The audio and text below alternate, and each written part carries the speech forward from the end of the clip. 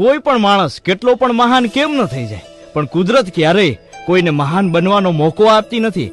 કંઠ આપ્યો કોયલને પણ રૂપ છીનવી લીધું, રૂપ આપ્યું મોરને પણ ઈચ્છા છીનવી લીધી, ઈચ્છા આપી માણસને પણ સંતોષ છીનવી લીધો, સંતોષ આપ્યો સાધુ સંતોને પણ સંસાર છીનવી લીધો, સંસાર આપ્યો ચલાવવા દેવી દેવતાઓને પણ મોક્ષ છીનવી લીધો. ક્યારેય પણ પોતાની જાત પર ગર્વ લેવાની જરૂર નથી, કારણ કે હે માણસ, ભગવાને તારા અને મારા જેવા કેટલાયને આ માટીથી બનાવ્યા છે અને આ માટીમાં ભેળવી દીધા છે. પક્ષી જ્યારે જીવતું હોય ત્યારે તે કીડીને ખાય છે, પણ જ્યારે પક્ષી મરી જાય ત્યારે લાખો કીડીઓ તેને ખાય છે. એટલા માટે આ વાતનું ધ્યાન રાખો.